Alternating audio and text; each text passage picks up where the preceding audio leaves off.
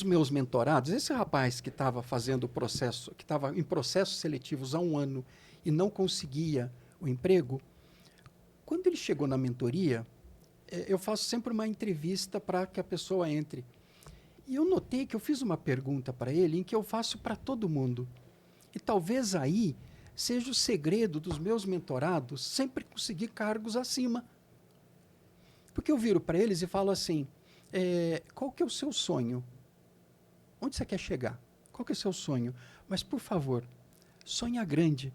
Porque sonhar grande e sonhar pequeno Dá o mesmo é o trabalho. mesmo trabalho. Então, sonha grande. E aí eu vejo o profissional, o olho brilhar, ele vira e fala assim, o meu sonho é chegar a gerente, o meu sonho é chegar a coordenador, o meu sonho é ser engenheiro de segurança, o meu sonho é ser o melhor técnico de segurança do Brasil. Mas o olho brilha. Então eu comecei a entender que essa frase era o gatilho que eu precisava para extrair dele um objetivo, um pequeno propósito.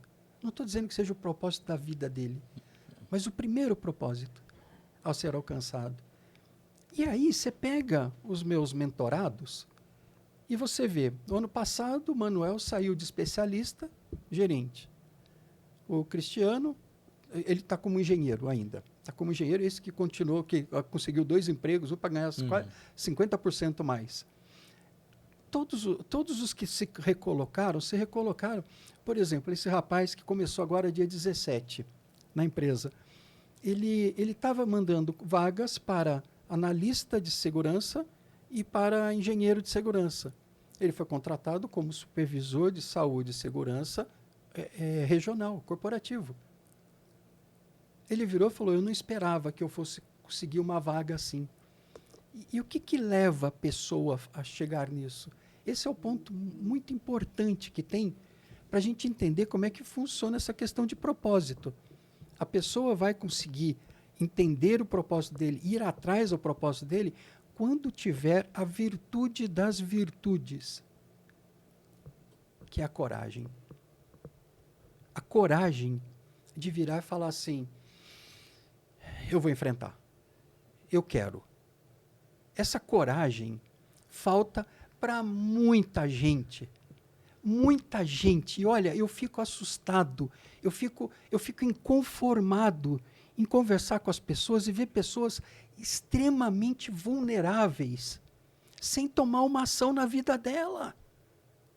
E entenda vulnerável, vulnerável. Gente que está para ser mandada embora.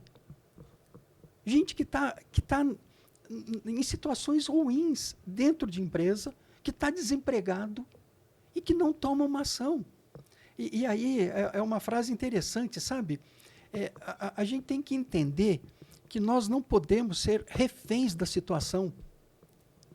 Se a situação não dá para ser mudada, mudo eu.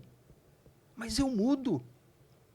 Então, um exemplo, eu estava conversando com um amigo, ele estava dizendo que precisava emagrecer. Isso lá na igreja, precisava emagrecer. E que ele foi no médico, o médico virou e falou, olha, cara, lamento, você já tem idade, você tem colesterol, você tem isso, tem aquilo, o metabolismo é mais lento, você não vai conseguir perder, é melhor você ir perdendo devagarzinho. Aí ele olhou para mim e falou assim, sabe, Paulo, se eu não tenho como mudar essa circunstância, que é uma circunstância, idade, metabolismo, isso tudo faz parte, mudo eu. Ele começou a correr, mudou a alimentação, perdeu 8 quilos em 3 meses. Tá vendo? Então, a gente tem que entender que nós não podemos ser reféns das situações em que a vida nos coloca. Eu conversando com uma pessoa do Rio de Janeiro, 30 anos, não tem uma profissão, fez o curso de engenharia, fez um monte de curso, até curso de graduação, essa pessoa fez, e não se encontrava. E fez segurança e está se encontrando. E virou e falou, eu quero entrar para a segurança. Eu virei e falei, entra na mentoria, a gente vai conseguir isso para você rápido. Ela, mas a minha situação financeira não é boa. Eu virei e falei, escuta, dinheiro nunca é problema. Dinheiro nunca é problema. A minha pergunta para você é o seguinte, se você não investir hoje, como é que você vai estar aqui daqui a um ano? Com o mesmo salário, com o mesmo problema.